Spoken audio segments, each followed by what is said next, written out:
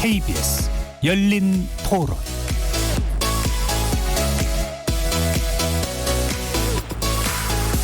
안녕하십니까. KBS 열린 토론 정준희입니다. 복지라는 것은 후퇴가 되기가 쉽지 않기 때문에 앞으로 점점 더 기본소득이라는 개념이 더 확산되지 않을까. 아무래도 많이 버는 사람들, 기업체든 고액자산가든 정세 감당할 의향이 있다. 그런 것들이 좀 확산될 때 기본소득도 그 차후에 논의되지 않을까. 단편적으로 보면 찬성을 하긴 하는데 기준을 두기가 좀 애매하잖아요. 사실 뭐 이렇게 재난지원금 이번에 좋은 면도 있지만 평등하게 이게 가는 게 맞는 건가 싶기도 하고, 기준을 어떻게 두느냐 그 모든 국민이 다 납득을 할 수는 없으니까 실제적으로는 되게 부유한데도 수치로만 봤을 때 안 그런 분들이 많잖아요. 그걸 어떻게 걸러낼 거냐 이거죠. 그게 기본소득이 우리 재정에 큰 부담이 되지 않는 범위 내에서 지급을 한다면요, 좀 힘든 가게에 많은 도움이 될 것 같고, 작은 범죄들 이런 것들 막는 데도 오히려 도움이 되지 않을까요? 사회적 비용을 낮추는 데는 도움이 될 거라고 생각합니다. 지금부터 논의를 해가지고 우리가 부담할 수 있는 범위, 그다음에 또 효과 이런 것들을 연구를 빨리 해가지고 최대한 빨리 시행하는 게 좋겠죠. 지금 근데 뭐 양극화가 이렇게 막 처음과 끝만 있는 게 아니라 중간층도 있는데, 그럼 분명히 부담해야 되는 뭐 세금이나 이런 게 본인들이 내는 비용이 훨씬 크다고 생각을 할 수도 있잖아요. 그래서 그런 것 때문에 문제가 될 수도 있을 것 같고, 만약에 진짜 국가가 그런 재정적으로 큰 흔들림이 있으면 그건 모두가 고통을 받게 될 수도 있는 상태니까 그런 것에 있어서 정책 판단을 잘해야 되는 것 같아요.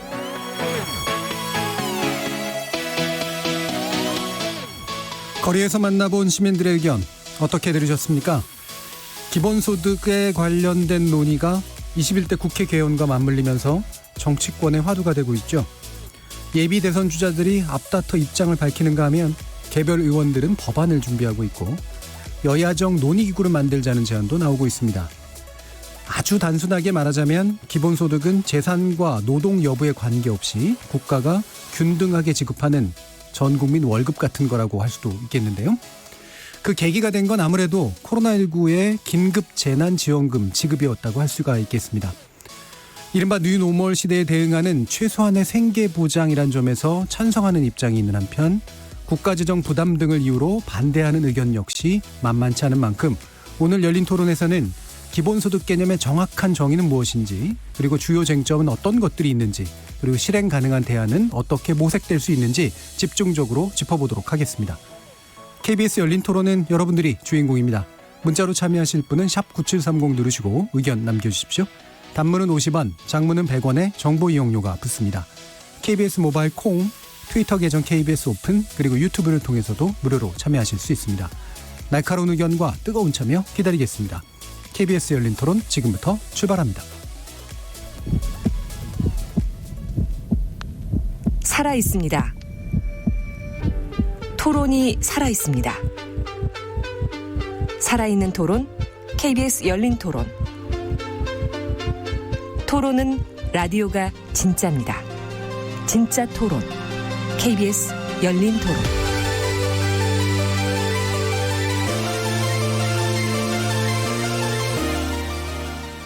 지금 스튜디오에 세 분의 전문가 모셨는데요. 먼저 지난 총선에서 기본소득을 공약으로 내걸었던 정당입니다. 시대전환의 조정훈 의원 나오셨습니다. 네, 안녕하십니까. 자, 그리고 지난 총선에서 미래통합당 공동선대위원장을 맡기도 하셨습니다. 숙명여대 경제학부 신세돈 교수 나오셨습니다. 반갑습니다. 자, 그리고 경제를 알기 쉽게 전해주시는 분 박연미 경제평론가 나오셨습니다. 안녕하세요. 자, 이렇게 청취자 여러분들도 많은 의견 있으실 테니까요. 언제든 전해주시면 저희가 적극적으로 반영하도록 하겠습니다.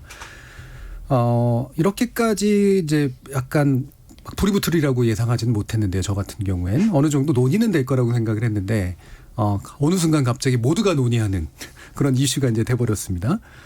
일단은 뭐 굳이 뭐 원조를 따지긴 그렇습니다만 정당 차원에서 보면 공개적으로 내걸고 나왔던 정당이 바로 시대전환입니다. 그리고 기본소득당도 있었고요. 지금 조 의원님 같은 경우에는 이 분위기를 반기십니까? 아니면 당황하십니까? 원래 내 건데 뭐 이런 거죠. 예. 그 파도가 칠 줄 알았는데 예. 생각보다 빨리 파도가 치고 있다. 근데 생각해보면 당연하다. 어떤 이슈는 발화점이 100도보다 훨씬 낮을 수가 있습니다. 정치인이 또는 일부 세력이 이걸 억지로 막 발화하려는 게 아니라 예. 시대가 전환되고 있고 이 전환되는 시대에 맞춰서 새로운 대전환의 정책들이 필요하고 기본소득이라는 우리가 생각해보지 못했던 일 안 하고 가난함을 증명하지 않아도 국가가 최저의 생활비를 보장한다는 이런 개념이 우리 생활에 다가올 만큼 최저 생계비를 최저 생계비로 살아가야 되는 분들뿐만 아니라 소위 우리가 얘기하는 중산층 열심히 일하는 생활인들에게도 이 불안의 정도가 이렇게 높아지고 있다. 코로나로 인해서 내 일자리, 내 생활에 대한 불안감이 재난 기본소득, 뭐 재난지원금이라 부르지만 저는 재난 기본소득이라고 부르는데요. 이 나의 삶에 굉장히 의미 있게 다가오는 실험이었다. 그리고 이것이 재정적으로 건전할 수만 있다면 나쁜 정책은 아닌 것 같다라는 게 제가 많이 만나본 분들의 대체적인 의견이었고요. 시대 전환, 그러니까 솔직히 시대는 전환되고 있죠. 그 전환을 따라가기 위해서 법과 제도를 만들려는 정당인 저희의 입장에서는 벽에 금이 갔다. 앞으로 이걸 어떻게 이제 포퓰리즘으로 넘어가지 않고 복지와 함께 성장까지 양날개를 잘 균형 있게 맞추면서 우리 사회에 안착시키느냐가 저희의 과제라고 생각하고요. 열심히 준비하고 있습니다. 예. 그럼 제가 추가로 더 여쭐게 시대전환 마침내 깨알 같은 홍보도 필요하시니까 주요 정당으로서 원내 정당으로서 그 시대전환이 되고 있다라는 문제의식에 그것에 대응하기 위한 정책들을 기본적으로 마련하고 계실 거 아니에요. 기본소득과 함께 어떤 정책들을 또 구상하고 계십니까? 저희가 생각하는 정치, 그러니까 오늘 많은 이제 양당에서 뭐 진보와 보수 얘기하는데요. 뭐 보수는 살아있다, 뭐 진보는 뭐다. 저는 다 틀렸다 생각합니다. 이념은 죽었다. 이제는 생어린의 정치다라고 생각합니다. 어떤 이념과 신조를 달성하기 위한 정치가 아니라 우리 국민 모두가 퍽퍽한 삶을 살고 있지 않습니까? 이 퍽퍽한 삶을 살갗에 닿는 정책으로 바꿀 수 있는 정치가 우리가 필요한 정치고 그래서 저희가 표방하는 그 모토라 그럴까요? 생활 진보, 생활 정치입니다. 그래서 다들 저에게 이제 제1호 법안이 뭐냐고 물어보시는데요. 이건 영업 비밀이고요. 그래서 조만간 발표드릴 예정입니다. 영업 비밀일 것까지 없을 것 같은데. 왠지 알 것 같은데요. 왠지 알 것 같은데. 홍보가 필요한데. 예, 알겠습니다. 자, 우리 신세돈 교수님께 바로 또 이제 여쭐 텐데 지금 솔직히 말하면 이 기본소득 논의가 이렇게까지 빨리 파도를 타게 된 이유는 사실은 이 지금 김종인 비대위 체제에서 쏘아올린 게 굉장히 좀 크다고 생각을 하거든요. 어떻게 보고 계시나요? 많이 놀랐어요. 우리 이제 김종인 위원장님하고 총괄 선대위원장으로서 같이 일을 하면서도 이 부분에 대해서는 이야기가 전혀 없었고요. 이제 그 한 달 남짓 선거 기간 동안 그 우리 당에서 냈던 것은 사실 다 기억하시지만 정부 쪽에서는 건강보험료 기준 하위 70%에 대해서 이제 그 100만 원 가구당 준다 그 이야기였는데 그 발표가 나오고 보니까 아니 건강보험 기준이라는 게 얼마나 문제가 많은가 하는 데 대한 내부의 전략회의가 있었습니다. 그래서 어떻게 결론을 내렸냐 하면 우리는 그런 류의 기본소득에 대해서 찬성하지 않지만 건강보험료와 같은 방법으로 주는 것은 매우 혼란하고 매우 불공평하고 매우 비효율적이니 주려면 다 주라. 그렇게 우리가 이야기를 했고 주는 김에 뭘 쪼잔하게 그렇게 주냐. 우리는 1인당 50만 원 그래서 4인 가구로 200만 원을 주자고 했던 것이죠. 거기에 대해서도 내부적으로 저 욕 되게 많이 먹었습니다. 그 제 주장이었거든요. 교수님 주장이셨습니다. 네. 제 주장이었고 존경합니다. 그래서 이제 그렇게 되었는데 이제 선거가 끝나고 김종인 위원장께서 새로운 당의 모습을 보여주겠다 하시면서 기본소득 이야기를 꺼내셨어요. 앞으로도 많이 논의가 되어야 될 부분이라고 생각하고 김종인 또 위원장님께서도 뭐 당장 하자 그 말씀은 아니시고요. 많은 문제점들이 있으니 내용을 곰곰이 따져보고 가능하다면 긍정적으로 추진하겠다. 저는 그런 생각이라고 봐서 미래통합당의 입장에서 하겠다는 이야기도 아니고 또 안 하겠다는 이야기도 아니고 깊이 있게 여야 간의 전문가들끼리 의논을 통해서 국가가 가야 할 방향이고 국민이 바라는 방향이면 갈 수 있다. 그게 저는 김종인 위원장님의 생각이라고 저는 추측합니다. 예, 해야 한다 또는 안 해야 된다도 아니고 이거여야 된다 또는 이게 아니어야 된다도 아니고. 예, 일단 의제는 세웠고. 왜냐하면 우리 계속 오늘 이야기를 하겠지만 기본소득의 그 가장 중요한 부분은 앞면이 내용이라고 하면 뒷면이 재원이거든요.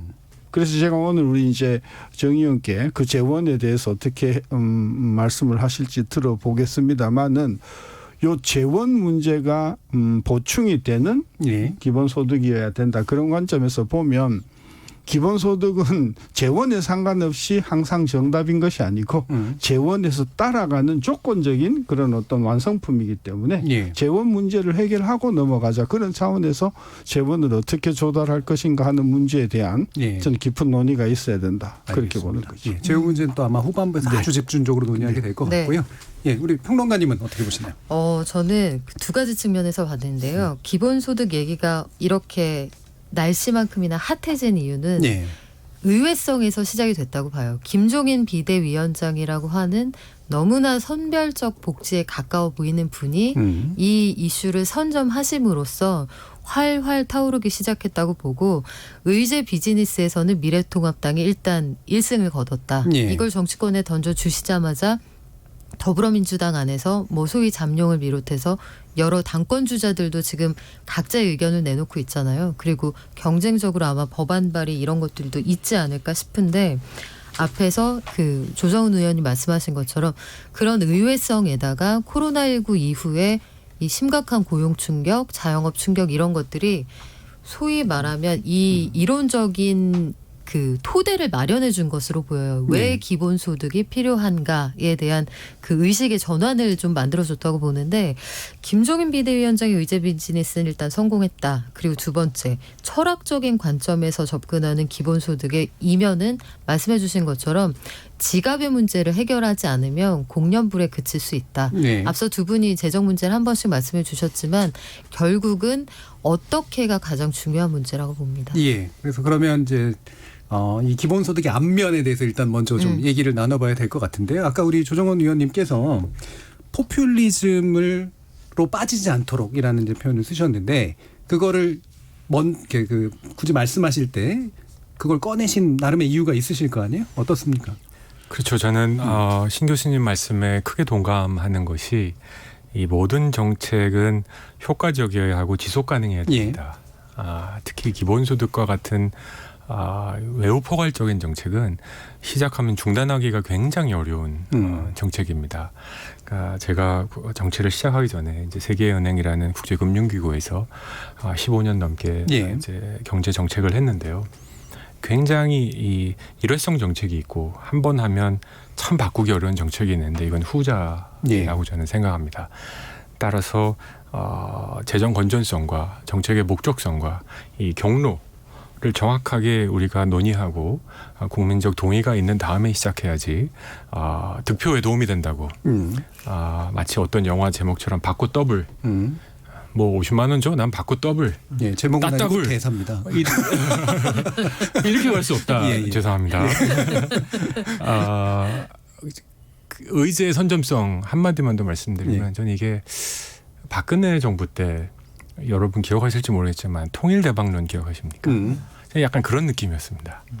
매우 보수적이고 북한의 강경한 입장을 한 분이 통일대박론을 던지니까 이게 막 불붙었는데 선별적 복지로 작은 정부, 뭐 가능한 시장 자체를 주장하실 것 같은 그런 진영에서 이제 기본소득을 고민해야 된다, 최소한 고려해봐야 된다라는 말 자체는 저는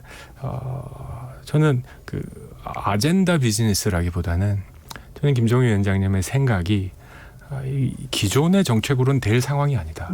이건 지금 긴급 상황이고 비정상적인 상황이기 때문에 상상력과 모든 정책 가능성들을 고민해 봐야 될 때고 그런 면에서는 여야가 없어야 되고 보수와 진보가 없어야 된다라고 저는 생각을 하고 그 부분에 저는 존중합니다. 예, 알겠습니다. 그 바로 이 부분 받아서요. 그 더블로 가는 건 아니고요.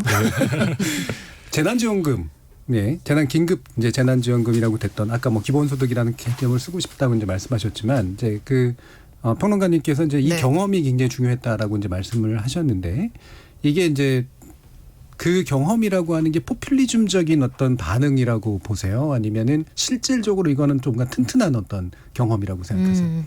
포퓰리즘에 기반한 실질적 경험이라고 봅니다. 그러니까 실질적으로 이 긴급 재난 지원금을 어디까지 얼마나 줄 것이냐 논의하는 과정은 사실은 큰 정치적 이벤트를 앞두고 나온 아이디어였기 때문에 이게 포퓰리즘과 완전히 차단돼 있는 이슈다 이렇게 보기는 어렵죠. 그런데 그럴 수밖에 없었고 이런 정책들의 국민적 공감대가 있었던 것은 그만큼 현재의 상황이 엄중하다. 오늘 아침에 나온 고용 통계로도 입증이 되는데요. 최근 3개월의 고용 쇼크가 뭐 만만치가 않습니다. 이번 달도 보면 지난해 같은 달하고 비교를 했을 때 5월 통계가요. 그 수십만 명의 일자리가 사라졌다. 그리고 그나마 있는 일자리도 소위 초단기 시간만 일하는 질 나쁜 일자리만 남아있다. 이런 통계들이 나와 있잖아요. 구체적으로 살펴보면 그나마 정부가 재정으로 만든 일자리가 대부분인데 그렇다면 민간이 제대로 돌아가지 않았을 때 우리의 최후의 보루가 어디 있냐. 그러니까 재정이 경기 방어의 보루 역할을 해주는 거 한번 경험했으니까 여기에서 더 나아가서 이걸 아예 제도화하면 어떨까 이런 의제로 전환이 된 거라고 봐요. 그리고 저는 사실 아까 신세동 교수님께 하나 여쭤보고 싶었던 것이 김종인 현재 비대위원장이 정말 이거를 하고자 하는 시대 전환의 의식을 가지고 하시는 말씀인지 아니면 시대 전환은 저희 당의 이름인데 시대 전환이 필요하다는 시대적이라고 하는 거 감사합니다. 고민을 가지고 시작하신 말씀인지 아니면 정말로 현재와 같은 이 정치적 지형을 원해서 하신 말씀인지 그게 궁금하기도 하더라고요. 이런 여러 가지 측면에서. 아까 우리 정 의원님 말씀에도 들어가 있었지만 이게 우리는 이제 포퓰리즘으로 빠지면 되지 않는다. 우리는 포퓰리즘이 아니다. 꼭 강변하는 이유가 동전 뒷면에 있었어요. 우리는 1인당 50만 원, 가구당 200만 원, 2천만 가구에게 총 40조를 지급을 하자는 것이었는데 돈이 어디서 나왔냐?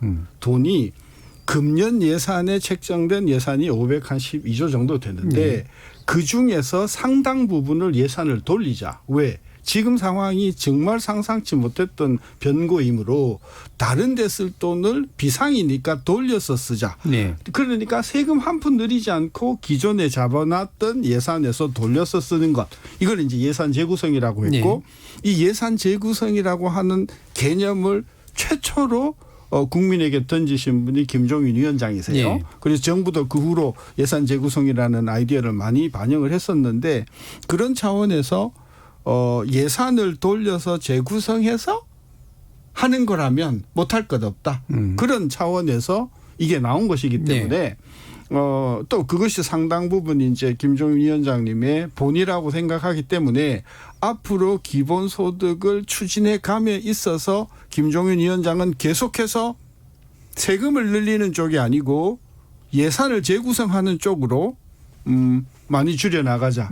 이런 쪽으로 의견을 개진해 가실 가능성이 크다. 저는 그렇게 추측합니다. 적어도 이제 뒷면까지 포함해서 그러니까 기존의 예산을 우선순위를 조정함으로써 만약에 추진한다면 의지가 있다. 세금 부담을 가능한 한 유발하지 않는 방면으로 기본소득제를 끌고 가자. 그런 생각이실 거라고 추측합니다. 알겠습니다. 이 부분은 또 이제 추측이기 때문에 나중에 또 김종인 비대위원장님 모셔서 한번 또 여쭤보도록 하죠. 일단 기본소득에 대한 개념 한번 또 짚고 가야 될 텐데요. 이 부분은 제가 볼 때는 이 정답을 가지고 내 말이 맞니 네 말이 맞니를 얘기할 건 아닌 것 같고 기본소득이라는 어떤 용어를 통해서 어떤 정신 내지 어떤 내용을 표현하고 싶은가가 더 중요한 것 같아요. 그래서 그 부분에 대해서도 또 세 분의 의견을 다 들어보는 게 좋을 것 같은데 일단은 조정훈 의원님 먼저 의견 듣죠. 네. 기본소득 우리나라 말로 기본소득이라고 하는데 이제 영어를 굳이 쓰자면 Universal Basic Income, UBI라고 합니다. 좀 쪼개보면 유니버셜 해야 된다. 원칙적으로는 누구에게나 공동체 구성원 누구에게나 줘야 된다는 거고요. 베이직 해야 된다. 뭐 부자를 만들어준다는 게 아니라 각 사회가 생각하는 베이직의 개념까지는 맞춰줘야 된다라는 거고요. 인컴이라는 거 이제 거의 현금성. 현물성이 아니라 목적성이 아니라 이제 현금성 지원을 해야 된다라는 건데 이 UBI라는 건데 이미 세계은행, 뭐 IMF 같은 국제금융기구에서 이미 아주 익숙한 정책 수단 중에 하나입니다. 하여튼 복잡한데 이게 이런 방송에서 특정 게임 얘기를 해도 되는지 모르겠는데요. 네. 여러분 그 옛날에 이렇게 주사위 던져가지고 땅 따먹게 하는 게임, 이게 특정 게임을 얘기해도 되는지 모르겠는데 부루마블 게임 네. 해보신 적 있으십니까? 예. 그럼요. 네, 저 모노폴리라고 하는 원래 원어. 그렇죠. 예. 이 생각해보면 굉장히 자본주의적, 시장주의적 게임입니다. 서울 올림픽, 로마, 런던 이쪽 따야지 필리핀 마닐라 이래가지고 답이 안 나오는 게임인데 한 바퀴 돌면요 뭘 받습니까? 네, 또 월급을 받죠. 네. 20만 원이라 월급 받습니다. 예. 이게 기본소득입니다. 지금 상황이 무엇인가? 많은 경제 주체들이 70년 동안 게임을 했는데 여러 가지 이유로 한 사람이 거의 다 많은 땅 문서를 갖고 빌딩, 호텔 세운 상태입니다. 예.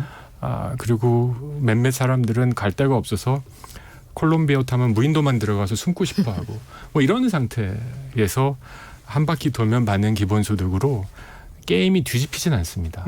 그럼에도 불구하고 이것을 이어갈 수 있는 매우 중요한 툴이고 이 얘기를 시민들하고 기본소득에 대해서 공부하시는 분들하고 얘기하면 이게 기본소득이구나 라는 컨셉을 봤습니다. 자, 그럼 농담을 지켜놓고 마지막으로 얘기하면 이게 뭐냐? 저는 우리 국민들의 삶은 이미 매우 퍽퍽해 있다. 코로나로 인해서 4차 산업혁명으로 인해서 일자리가 있는 사람도 매우 불안해하고 있다. 불안하죠. 저는 이 시대 정치는 좀 불안감이라고 생각하는데 이 불안감에서 삶에 약간의 쿠션을 주는 거다라는 생각을 합니다. 이것으로 뭐 이게 뭐 100만 원, 200만 원, 1000만 원 아니지 않습니까? 그럼에도 불구하고 30만 원, 저희가 주장하는 30만 원은 자살을 고민하다가 자살을 멈출 수 있는 정도의 돈. 그리고 국가가 내가 살아있다는 이유만으로 헌법 33조에 누구나 행복할 수 있는 권리를 말이 아니라 송금으로 쏴준다라는 그거를 느껴보는 그런 의미의 제도다라고 생각하기 때문에 저는 기본소득은 삶의 쿠션을 주는 새로운 제도다라고 말씀드리고 싶습니다. 그래서 이제 UBI라고 이제 표현하셨습니다만 그러면 보편적으로 지급되는 최저 생계 정도의 어떤 준하는 현금성 지급이라고 이제 좀 정의하신 거고 그게 이제 게임 일종의 이제 플레이에 참가하게 되면 기본적으로 누구나 받을 수 있어서 그게 불안을 제거하는 데 상당히 도움을 주는 아마 완화, 뭐 충격의 완화, 뭐 이런 정도라고 아까 쿠션이라고 표현하신 건데 그렇게 이해가 되는데요. 그 정도 이제 개념으로 지금 일단 제안을 해주셨어요. 신서동 교수님 어떻습니까? 근데 그 기본소득을 당의 가장 중요한 정강으로 생각하시는 의원의 설명으로서는 너무 희화했다. 저는 그런 느낌을 받습니다. 이게 그렇게 그 게임이나 우리가 웃으면서 이야기할 개념이 저는 아니라고 배웠어요. 거슬러 올라가면 유토피아에서 시작하는 겁니다. 토머스 모어의. 그리고 계몽주의의 산업이 농경사회에서 산업사회로 발전해가면서 산업사회에서는 어마어마한 부가 축적이 되는데 그럼에도 불구하고 정말 하루 한 끼도 버티지 못하고 최빈곤 상태에 사는 많은 그런 주변 사람들을 보면서 이분들이 몽테스큐나 푸리에나 러셀이나 조지 콜이나 이런 분들이 기본소득이라는 개념을 던진 겁니다. 우리 헌법에도 119조 2항에 국민의 기본적인 생활을 보장한다 하는 그런 개념이 있습니다. 사실은 헌법이 바뀌기 전에 훨씬 더 구체적으로 기본소득에 가까운 개념이 있었는데 87년 이제 개헌을 하면서 그게 조금 이제 물타기를 한 그런 그 느낌이 있지만은 기본소득이라고 하는 것은 뭐냐 하면 이게 없으면 사람이 생존을 할 수가 없는 정도의 기본적인 어떤 그런 필요를 제공하자는 데서 출발한 겁니다. 그러면 한 나라의 국민으로서 이게 없으면 도저히 생존을 할 수 없다라고 하는 첫 번째 이제가 먹는 거겠죠. 그다음에 입는 거겠죠. 그리고 조금 더 넓게 하면 그러니까 주거겠죠. 따라서 우리가 국민 그 기본소득을 이야기할 때는 어디까지 제공할 것인가라고 하는 것에서 일단은 먹는 것하고 예. 입는 것하고 조금 더 넓혀서 이제 주거까지 우리가 포함이 되는 개념이 돼야 될 것이다. 그런 차원에서 저는 적어도 대한민국의 국적을 가진 사람, 여기도 이제 또 논란이 있을 수 있어요. 핀란드 같은 경우에는 국적이 없어도 막 핀란드에 거주를 하시면은 주겠다 네. 이렇게 나오니까 어쨌든 대한민국에 거소를 두신 분들이 정말 인간다운 삶을 국민의 기본적으로 생활을 할 수 있는 정도의 어떤 그런 그 기본적인 물질적인 지원을 준다. 예. 이게 기본소득인 것이기 때문에 예. 우리가 기본소득을 정의함에 있어서 어디까지를 꼭 필요한 그런 어떤 국민의 기본적인 생활에 필요한 것으로 규정을 하는가. 이 문제에 대한 논의가 있어야 된다. 최저생계의 기준. 네네. 예. 저는 그래서 먹는 거 하고 입는 것 중에서 예를 들면 생리대 같은 경우 예. 예, 우리 많은 예. 무사히 문제가 되지 않았습니까? 저는 그런 어떤 꼭 필요한 그런 부분에 어떤 국한에서 국가가 지원하는 것. 이게 개념으로 이렇게 저는 기본소득이 정의돼야 된다고 보고 주거까지 넘어가면 부담이 너무 커진다는 생각이 들어서 예. 일단 주거를 빼고 의식. 의 중에서도 제한적인 의. 예. 저는 이쪽으로 일단은 제한을 해서 그런 쪽으로 국가가 제공하는 것. 저는 그런 부분은 있을 수 있다고 봅니다. 현대 사회에서 사람이 사람답게 살려면 필요한 게 무엇이냐에 대한 논의가 네, 결국은 그렇습니다. 핵심이라고 이제 보신 네네네. 거고요. 예, 조 의원님 제가 희화화할 생각은 전혀 아니고요. 쉽게 표현하신 거죠. 오늘 예. 이제 정말 힘든 일상 마치시고 돌아가시는 분들이 듣는 라디오 프로그램이라고 이해해서 예. 복잡한 생각하지 않고 직관적으로 말씀드리고 싶었지만 학문적으로 이제 기본소득은 이제 물론 유토피아도 있지만 토마스 페인부터 나왔고 그다음에 뭐 밀턴 프리드만도 주장했고 뭐 여러 가지가 있습니다만 저는 이거를 교수님이 말씀하신 건 저에겐 약간 최저생계비로 들립니다. 그러니까 최저 뭐 생리대, 주를 빼고 이제 먹고 사는 거, 입는 거를 예. 모든 국민이 이 정도는 해줘야 되지 않겠냐. 근데 제가 생각한 정책은 그건 최저생계비라는 생각이 듭니다. 기본소득은 그걸 넘어갑니다. 기본소득은 저는 재분배 수단이기도 하고요. 예. 또 하나는 성장의 전략이기도 합니다. 시간이 예. 있으면 제가 이걸 설명드리고 예. 싶고요. 그리고 모든 국민에게 소득을 기본소득을 제공함으로써 이게 사람의 궁핍함의 정도를 따지지 않고 인간이기 때문에 누려야 할 어느 정도의 소득을 보장하겠다. 네. 완전히 다른 패러다임이다 저는 생각이 드는 거죠. 예. 그러니까 최저 생계비를 대체하는 정책이다라고 저는 생각하지 않습니다. 이 부분은 비슷한 부분도 있고 아닌 부분들이 사실 좀 있어서요. 예, 유사한 표현도 좀 있고요. 그건 뒤에서 좀 더 자세히 짚어보고요. 평론가님. 글쎄 그 기본소득 관련해서 저는 이 논의가 철학적으로 그리고 사상의 경쟁에 붙어서 예. 정말 고급스러운 대화를 우리가 오랜만에 하게 됐다는 측면에서는 굉장히 반가운데 이게 당장 얼마냐의 문제 그리고 전 국민에게 언제부터 줄 거냐의 문제 청년만 줄 거냐 노인만 줄 거냐 막 이런 식으로 지역적으로 흘러가는 건 좀 어렵다고 보고요. 기본소득을 줄 대상을 어디까지 한정할 것인지 한정하면 사실은 기본소득의 정신에는 반하는 거잖아요. 그런데 의제를 던진 김종인 비대위원장은 기본소득에 대해서 말씀은 하시지만 한 발 빼시면서 이제 청년 기본소득을 시작으로 해서 한 발 한 발 나아가자. 그러니까 사실은 기본소득하고 약간 좀 배치되는 듯한 그런 개념을 동시에 말씀하셔서 좀 헷갈리는 부분이 있고 예. 여당 안에서 나오는 얘기들을 보면 그 안에서도 정리가 안 된 것 같습니다만 복지 정책을 먼저 정리하고 이쪽으로 치환하자 이런 의견도 있고 일부 복지 정책은 놔두고 일부는 기본소득으로 메워주자 이런 얘기도 있고 하지만 또 청와대는 굉장히 뜨뜻미지근한 입장이란 말이에요. 해서 글쎄요. 지금 기본소득이 정말로 철학적인 고민에 한정된 고수준의 담론을 하자는 건지 실질적인 액션 플랜을 가지고 향후 뭐 정권의 임기 내에 혹은 다음 정권이 출범할 때쯤에 정말 받아볼 수 있게 하자는 건지 그러니까 그 부분은 예. 사실은 굉장히 구체적인 쟁점에 네. 가까운 것 같고요. 방언미 평론가님이 보시는 기본소득은 뭐예요? 제가 보는 기본소득은 그 말씀하신 개념에서는 뭐 쉽게 말씀드리면 묻지도 따지지도 않고 주는 거죠. 그게 기본소득의 기본적인 정신인데 사실은 저는 개인적으로는 아직까지 그렇게 무차별적으로 지급하기는 좀 어렵다고 보는 쪽이에요. 그리고 실질적으로 1분위 소득, 가장 소득이 낮은 분들에게 오히려 기존 복지제도를 걷어내고 무차별적인 기본소득을 지급했을 때 분배가 더 악화되는 그런 상황도 벌어질 수 있다고 보기 때문에 사실은 긴급 재난지원금을 지급할 때에도 뭐 이제 와서 의미 없는 이야기입니다만 당시에 저는 무차별 지급에는 반대했던 입장이거든요. 그러니까 기본소득을 지금 정의해 네. 주신 게 아니라 그러니까 지금 지원금 형식을 자꾸 이제 얘기를 해 주시는 거잖아요. 그러면 그거는 기본소득의 경우에도 마찬가지로 그래서 저는 기본소득이라고 이야기는 의제는 던지지만 네. 각 당에서 나오는 액션 플랜은 결국 지원금의 형태로 얘기가 나온다는 생각이 들어요. 예. 그래서 결국은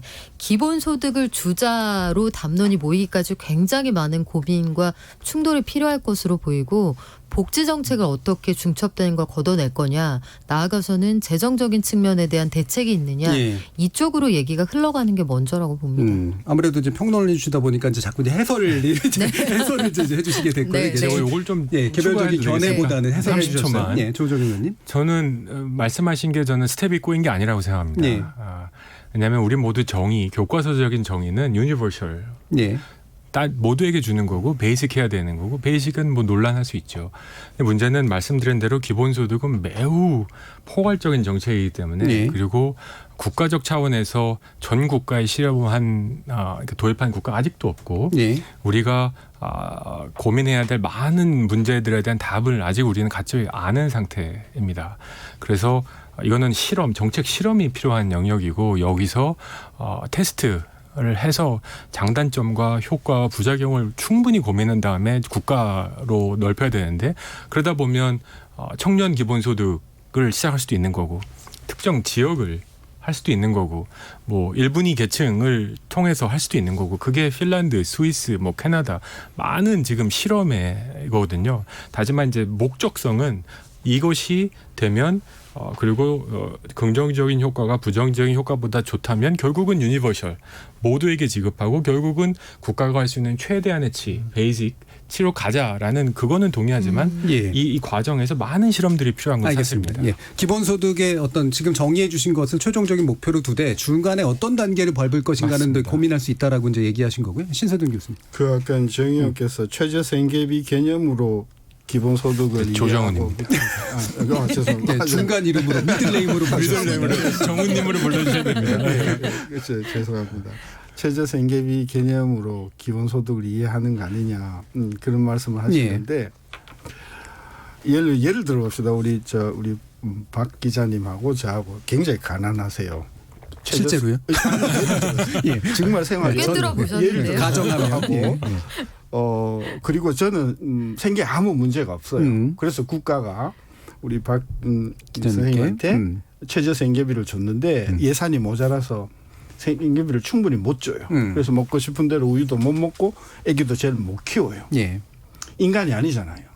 인간으로 살지 못하는 거죠. 예. 그래서 국가가 적어도 대한민국 국민으로서는 이렇게 살도록 해줘서는 안 된다라고 해서 기초생활보장제도가 있고 한데 그게 너무 부족하니 거기에 대해서 조금 더 확실하게 주는 것. 예. 저 안 줘도 돼요. 저는 안 줘도 돼요. 그럼 기준선에 미달이 되는 분들에게 그래서 이게 선별적인 이야기가 나온다는 게 바로 그런 뜻이에요. 이게 돈이 뭐 한 달에 500~600만 원씩이 되면 뭐 그 진짜 뭐 요트도 사고 뭐 정말 제가 못했던 그 꿈을 이룰 수가 있겠지만 그런 것이 아니라고 하고 기껏 해봐야 몇십만 원 수준이라고 하면 저는 그거 없어도 된다는 것이죠.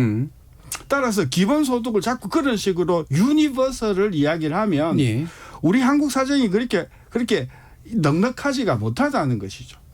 그런 재원이 있으면 차라리 어려운 분들한테 더 확실하게 주는 것이 낫다는 차원에서 저는 이 기본소득의 개념을 정말 우리 주변에 어렵게 사는 분들 우리 전 가족이 자살한 분들 여러 번 봤지 않습니까?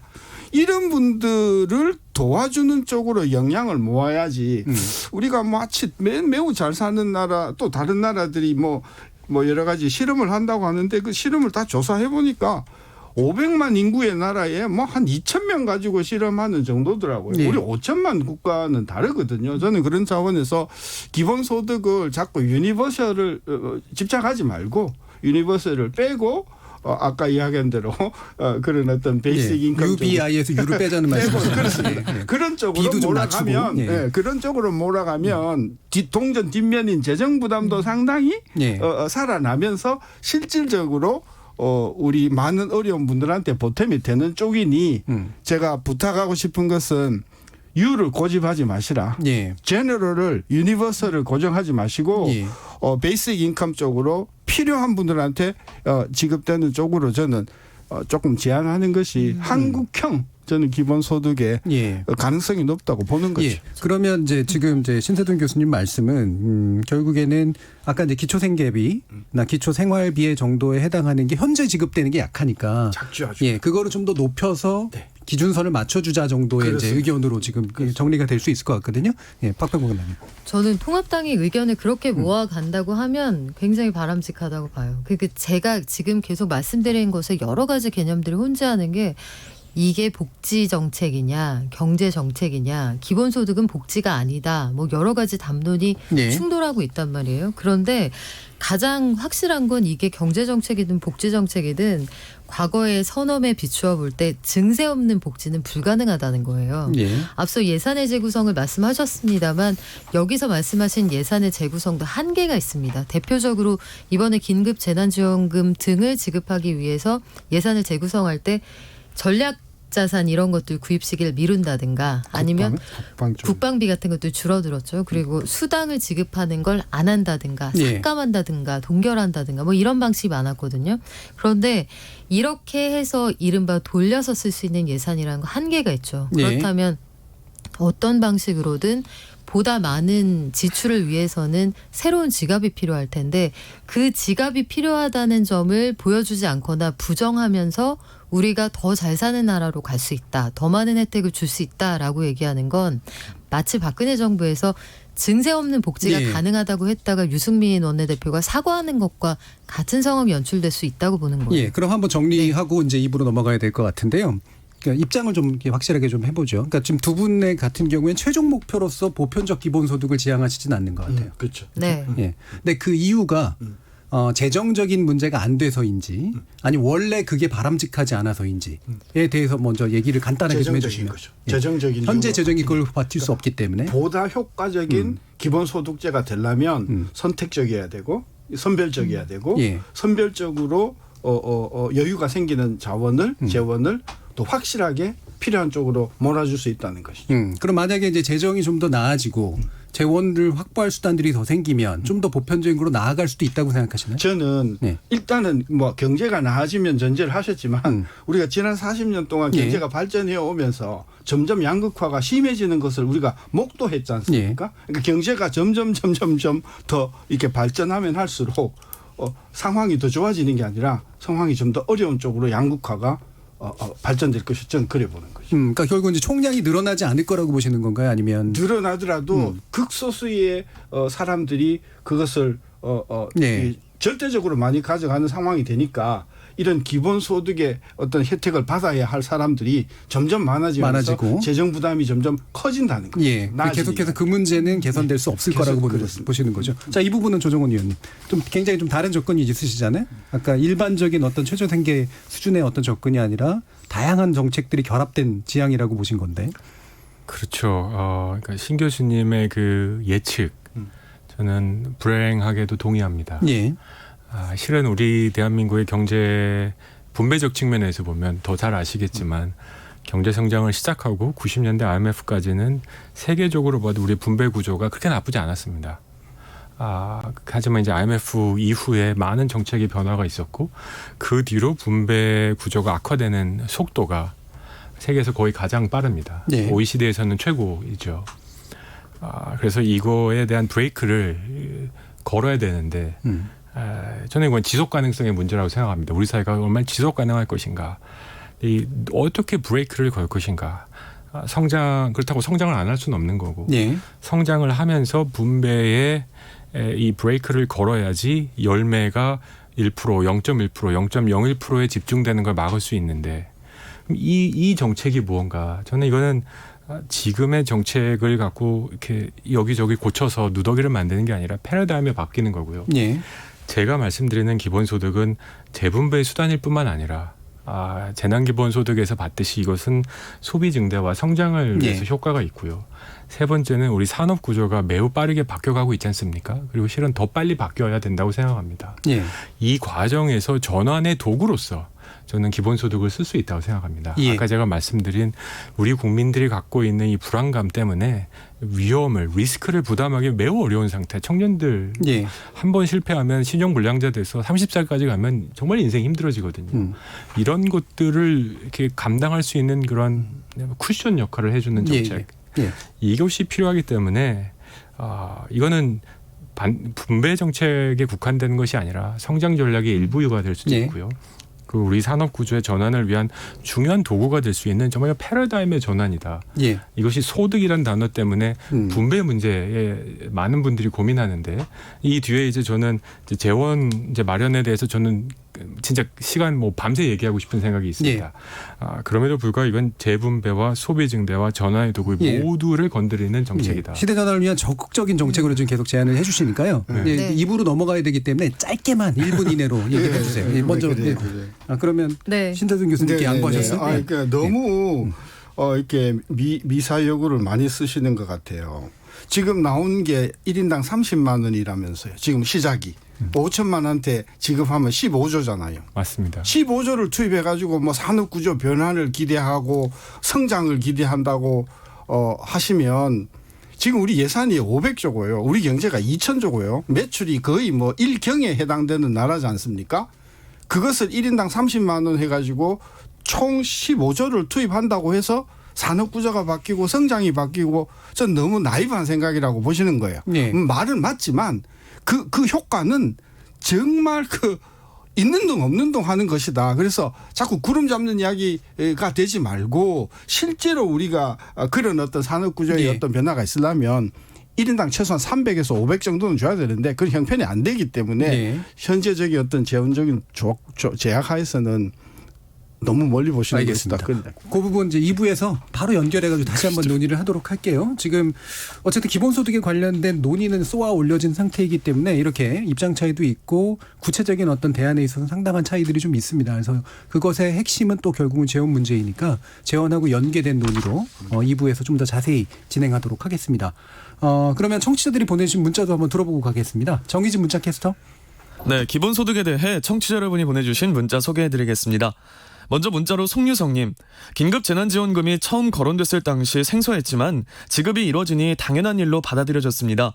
기본소득도 시대의 요구가 된 만큼 결국 받아들여지게 될 것이고 확대될 것입니다. 유튜브로 박인채님, 기본소득은 정부에서 국민에게 지급하는 재정이라고 생각합니다. 자본주의의 한계를 기본소득이 보완해 줄 수 있을 것이라고 판단됩니다. 과연 미래의 모든 사람이 일자리를 갖고 있을지 의문인데요. 기술과 사회체계가 굉장히 빠르게 바뀌고 있습니다. 기본소득 논의는 이제 꼭 필요합니다. 문자로 7701님, 복지는 사회적 보험의 성격을 가지고 있습니다. 평소에 병원 갈 일이 없는 사람에게 치료를 하고 약을 주진 않습니다. 하지만 다치거나 병이 들면 부담 없이 치료를 받을 수 있죠. 근데 다치든 안 다치든 누구든 똑같이 치료를 해주고 약을 주면 막상 큰 병이나 부상을 당한 사람이 적절한 비용으로 적절한 치료를 받을 수 있을까요? 기본소득을 하게 되면 기존의 복지제도의 정체나 후퇴를 가져오게 됩니다. 충분한 지원을 받아야 될 사람이 오히려 지원을 받지 못할 가능성이 커지고 불평등이 심화될 가능성이 있습니다. 라고 해주셨고요. 문자로 K74551485님, 부루마블 개념 설명이 너무 신선하다고 생각하고 동의하는 바입니다. 쓸데없이 도로 갈아엎는 데 쓰는 예산을 아껴서 기본소득에 쓸 수 있을 겁니다. 유튜브로 주윤발님, 4차 산업혁명 시대에는 직업이 사라지고 일자리가 사라질 겁니다. 기본소득은 자본주의를 지키기 위한 자구책이 아닐까 싶습니다. 금액을 줄이더라도 일단 시작해야 합니다. 라고 보내주셨네요. 네, KBS 열린 토론. 이 시간은 영상으로도 생중계되고 있습니다. 유튜브에 들어가셔서 KBS 1라디오 또는 KBS 열린 토론을 검색하시면 지금 바로 토론하는 모습 영상으로 보실 수 있습니다. 지금 방송을 듣고 계신 청취자 모두가 시민 논객입니다. 계속해서 청취자 여러분들의 날카로운 시선과 의견 보내주세요. 지금까지 문자캐스터 정희진이었습니다. 토론이 세상을 바꿀 수는 없습니다. 하지만 토론 없이 바꿀 수 있는 세상은 어디에도 없습니다.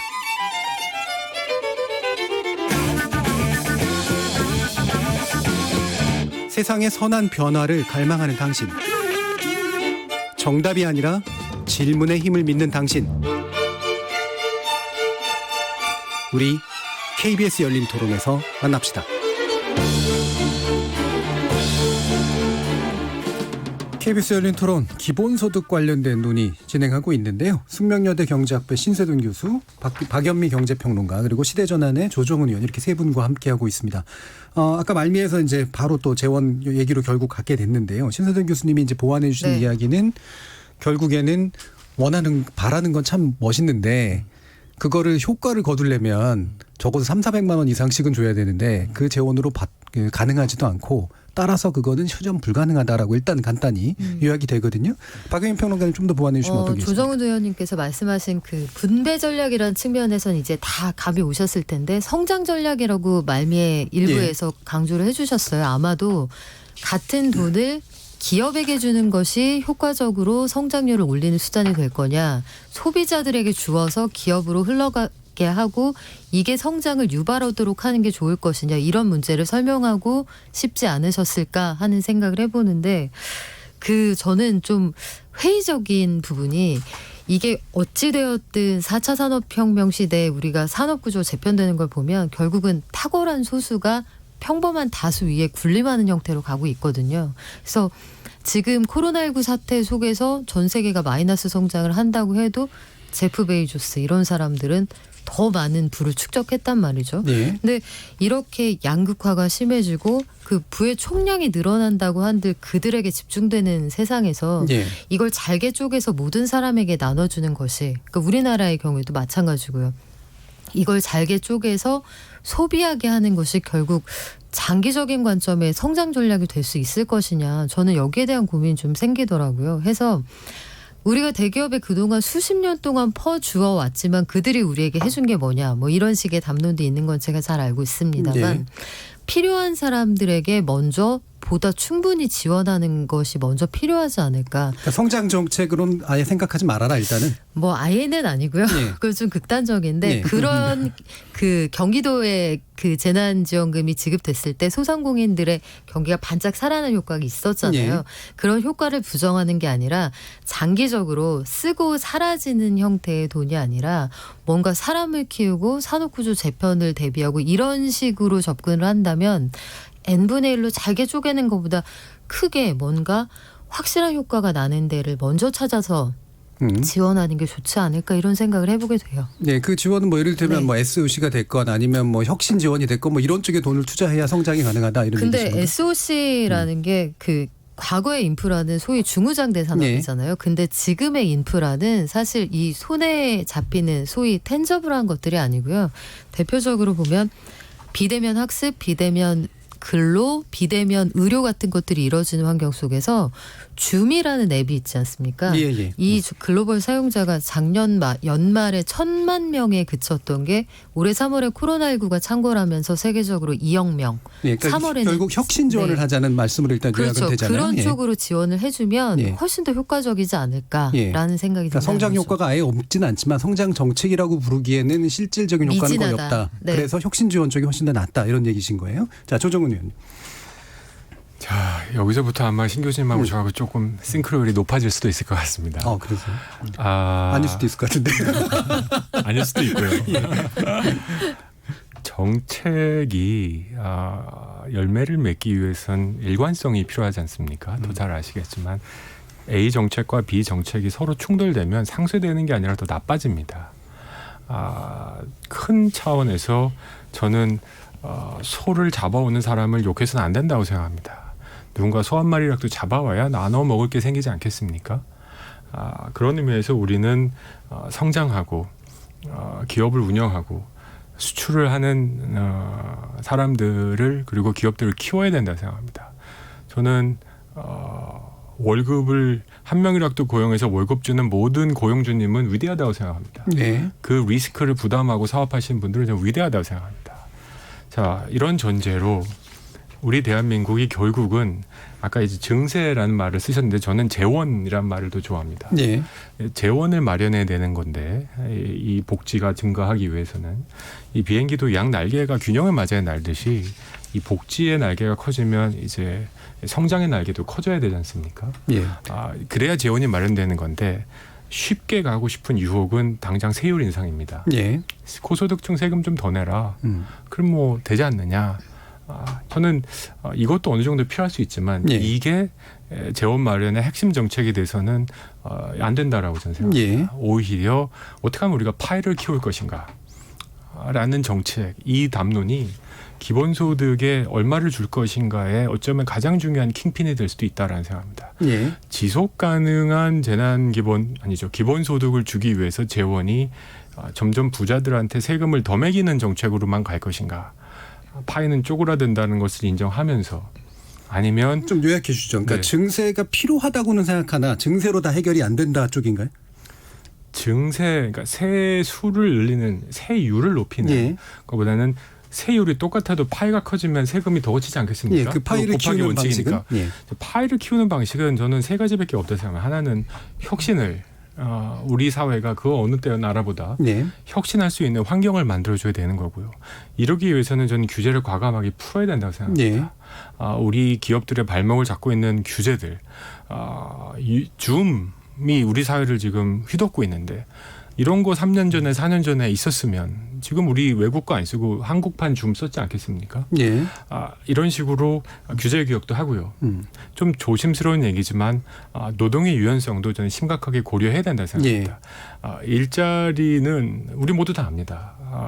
이제는 일자리 없는 성장이 어쩌면 현실이고 일하지 않아서가 아니라 하고 싶은데 일자리가 없는 거가 우리의 현실이거든요. 예.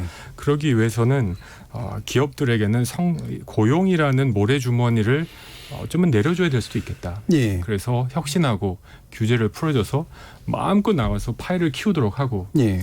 거기서 벌어들인 재원으로 기본소득이라는 이런 보편적 복지를 통해서 사회를 운영해 나가도록 하자. 예. 그래서 저는 재원을 확대해야 되는데 1순위는 파이를 키우는 것이고 예. 그 과정에서 필요하면 이제 소득 정의, 조세 정의를 위해서도 약간의 고소득자들에 대한 증세는 필요할 수 있다. 예. 저희가 30만 원 세상을 바꿀 거라고 믿지 않습니다, 교수님. 그럼에도 불구하고 30만 원으로 시작한 이유는 저희가 생각할 때 소위 증세, 과감한 또는 급격한 증세 없이 시작할 수 있는 최소 금액이라고 생각한 거고 이거는 예. 긴 여정의 시작입니다. 물론 30만 원으로 산업 구조 다 바꿀 수 없죠. 저도 이카노미스트 때문에 왜 모르겠습니까? 하지만 이렇게 시작하자는 거고. 예, 자 거칠게 그럼 요약하면 현재 수준에서 30만 원 정도는 보편적으로 지급하고 동시에 규제 완화라든가 고용 유연성, 노동 유연성 문제를 더 키워서 기업 부분을 확실히 키우면서 전체 파이를 키워서 거기서 생기는 걸 점점 보편적 기본소득을 좀 높이는 방향으로 쓸 수 있도록 하자. 이 정도로 정리할 수 있을까요? 맞습니다. 예, 신선생 교수님. 이명박 정부 3년 동안 재정을 1조를 더 늘렸을 때 국민들이 소득이 얼마가 늘어나는 걸 봤더니 7,800원쯤 늘어나요. 월. 예. 박근혜 정부 3년 동안에 재정이 1조를 증가했을 때 가계소득이 월 얼마 늘어나는 걸 봤더니 8,000원이 늘어났어요. 그런데 문재인 정부 들어와서 3년 동안을 보니까 1조가 늘었는데 가계소득은 3,800원 정도밖에 안 늘었어요. 문재인 정부에서 재정을 어떤 목적으로든 굉장히 많이 고용이나 일자리나 어마어마하게 썼는데 그 1조의 증가 금액이 국민의 주머니에 들어오는 효과로 보면 반도 안 된다는 거죠. 따라서 우리가 뭐 성장 이야기하고 파이 이야기하기 전에 도대체 이 정부에서는 돈을 그렇게 많이 썼음에도 불구하고 왜 살림살이가 나아지지 못하는가에 대한 성찰이 있어야 된다는 것이죠. 저는 상당 부분 돈이 샌다고 봐요. 이 문재인 정부의 복지체계 안에서 난 의도적이라고 생각하지 않아요. 시스템 자체에서 굉장히 누수가 많다는 거예요. 예. 이런 상황에서 우리가 뭐 이게 기본소득으로 또 뭐 이렇게 지출을 한다고 했을 때 이게 실질적으로 이 국민들한테 이게 소득 증가로 갈 것인가 저는 그런 차원에서 이 부분 즉 국가가 재정을 지출을 했을 때 그것이 국민의 주머니에 얼마만큼 효과로 늘어나는가 이런 부분에 대한 좀 철저한 자성이 먼저 있어야 된다. 저는 그래서 말씀드리는 거고 예. 기본소득을 가지고 성장에 걸 연결시키는 것은 저는 궤변이라고 보는 겁니다. 네. 아무 상관없습니다. 성장하고는. 성장은 기업에서 일어나는 것이고 그게 뭐 수출이 되었든 아니면 내수 서비스가 되었든 성장을 주도하는 것은 기업이기 때문에 저는 뭐 규제 완화 전적으로 찬성하지만 기본소득을 가지고 자꾸 성장에다가 연결하는 것은 궁색하다. 아닙니다. 저는 그거에 존중하시면서도 동의하지 않습니다. 왜냐하면 산업정책, 재정정책, 복지정책이 한 방향으로 흘러가야 됩니다. 기업들이 성장을 하기 위해서 필요한 조건들이 무엇인가? 제도적 문제가 있고요. 방금 말씀하신 뭐 노동의 유연성도 예. 암시하신 것 같은데 이런 과정에서 우리 사회 구성원들이 또 피해를 본다. 특히 사회적으로 경제적으로 어려우신 분들이 더 많은 피해를 보면서 기업을 키워야겠다. 저는 이런 담론에는 국민적인 공감대가 더 이상 없다라고 생각합니다. 예. 그렇다면 기업들이 자유롭게 고용 문제를 누리고 규제를 풀어주면서 마음껏 성장할 수 있는 환경이라면 그러면 기업을 하지 않는 많은 국민들, 노동으로서 임금으로서 살아가는 국민들은 그럼 어떻게 살 것인가? 라는 문제. 노동의 유연성이란 뒷면은 결국은 해고의 위험이지 않습니까? 기업의 입장에선 해고하고 고용할 수 있는 자유이지만 근로하는 입장에서는 언제든지 자를 수 있는 위험. 이 두 개가 현실이지 않습니까? 그러면 이 두 개를 어떻게 형평성을 맞춰서 우리가 정책을 해줄까라는 데 답이 없이 예. 일단 기업을 키우고 보자. 그리고 이걸 키우고 나서 분배고 뭐고 나누자. 저는 이 정책은 해봤고 실패했다고 생각합니다. 예.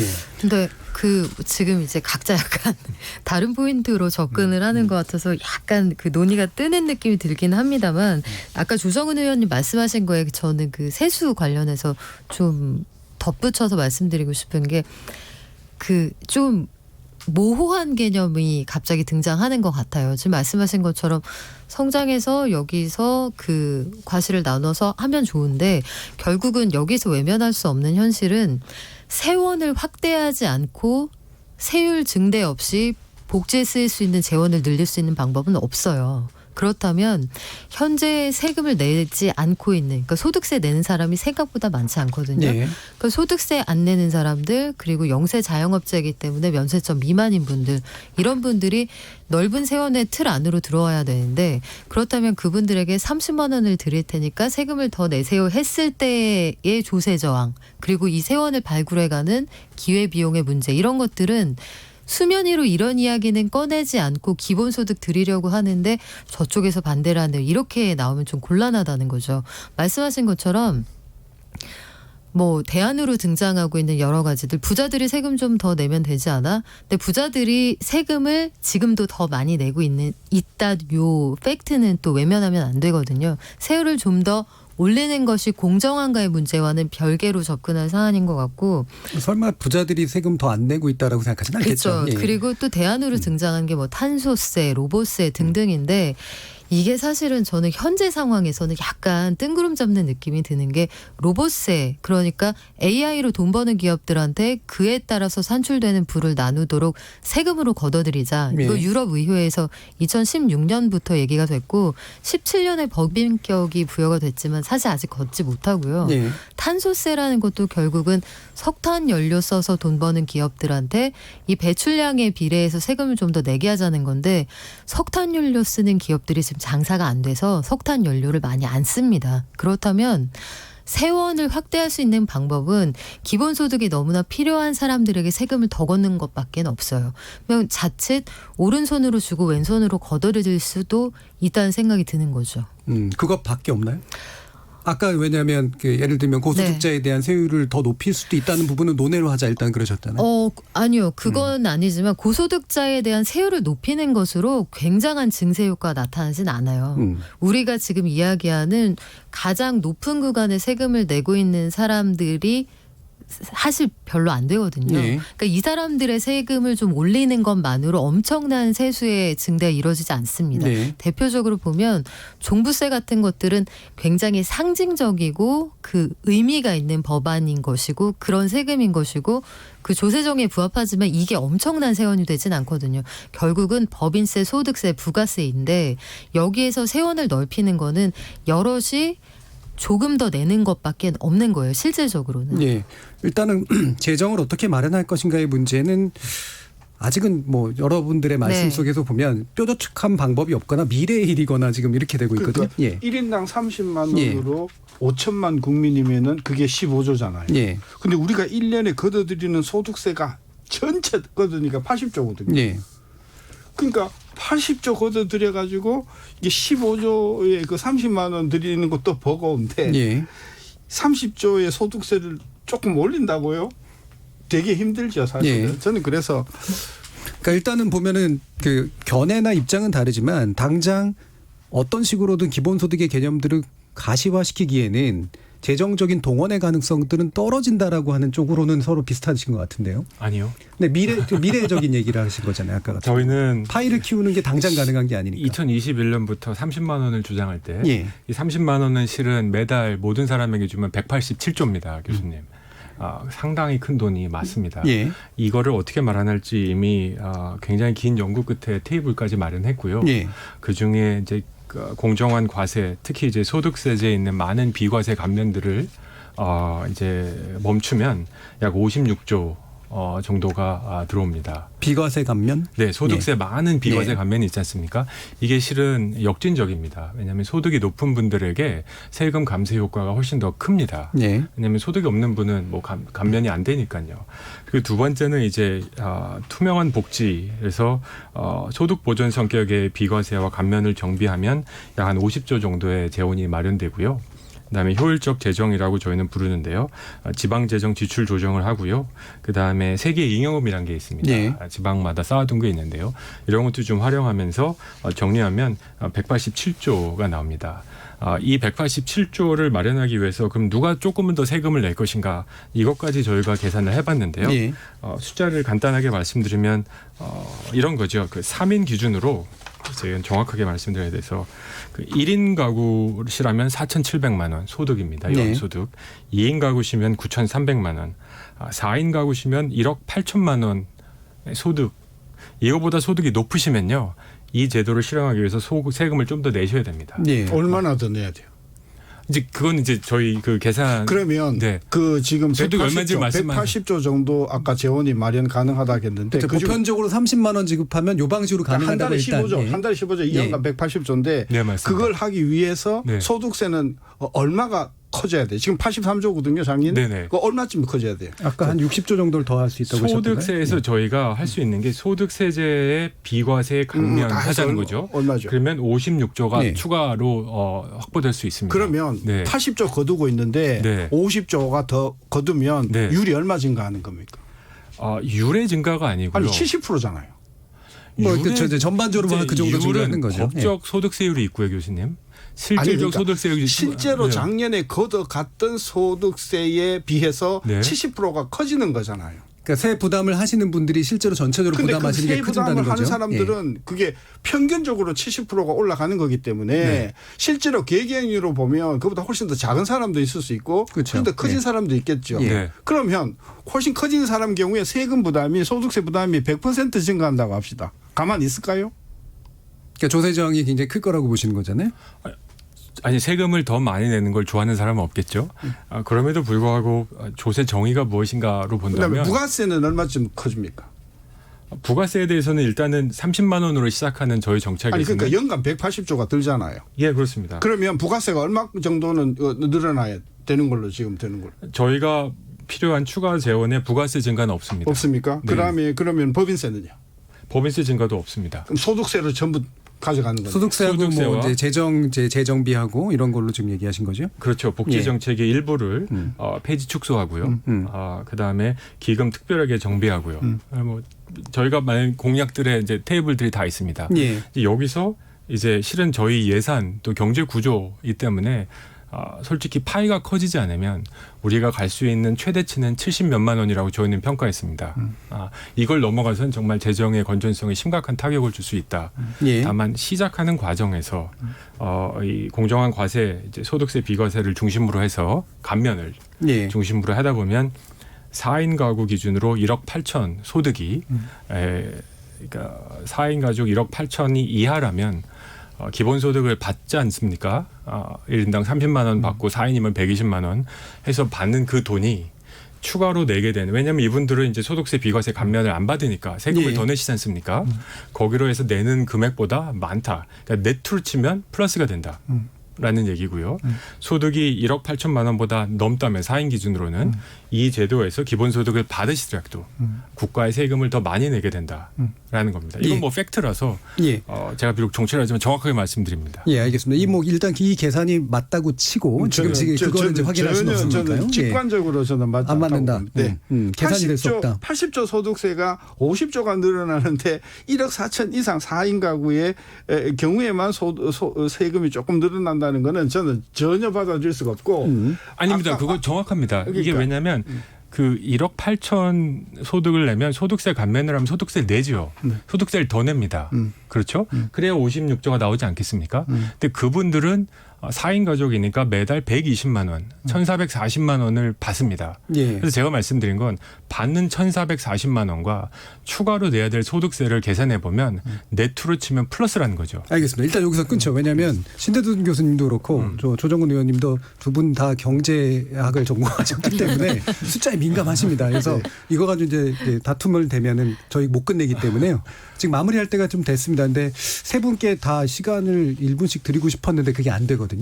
딱 한 분 손을 드시면 네. 어떤 방향으로 논의가 진행됐으면 좋겠다. 박연미 평론가님께 제가 기회를 드리겠습니다. 네, 세상에 공짜 저도 점심은 30초만 없다. 주십시오. 네. 1분하고 30초 네, 이렇게 드시죠. 세상에 공짜 점심은 없습니다. 기본소득 저도 받고 싶은데요. 사실은 조금 더 어려운 분들 먼저 충분히 도와드리는 그런 정책이 보다 정의에 부합한다고 보고 예. 기본소득 논의에서 아까 말씀하셨지만 소득이 적은 분들은 감면이 없지요라고 말씀하셨는데 그 논리의 중간에 빠진 건 소득이 없는 분들은 세금이 내지 않기 때문에 감면이 없는 겁니다. 그 중간 단계 반드시 지갑이 어디에 있을 것이냐 이걸 구체적으로 설명하는 정책이 됐으면 좋겠습니다. 예, 빈 구석을 좀 채워줘 달라는 말씀이셨어요? 마지막으로 조정근 의원님. 딸이 둘이 있습니다. 예.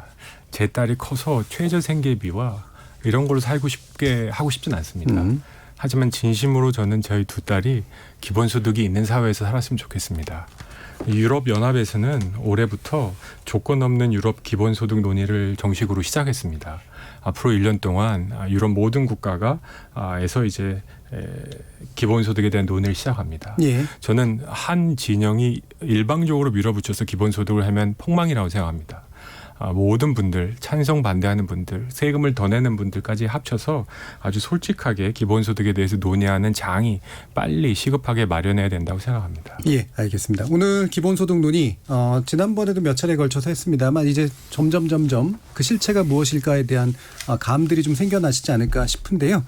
기본소득 논의 지금이 적기인가라고 하는 주제로 오늘 토론 함께해 주신 박연미 경제평론가, 숙명여대 경제학부 신세돈 교수 그리고 시대전환의 조정은 의원 세 분 모두 수고하셨습니다. 감사합니다. 고맙습니다. 감사합니다. 네. 생방송 놓치신 분들을 위해 나중에 팟캐스트 준비되어 있고요. 매일 새벽 1시에 재방송도 됩니다. 저는 내일 저녁 7시 20분에 다시 찾아뵙겠습니다. 지금까지 KBS 열린 토론 정준이었습니다.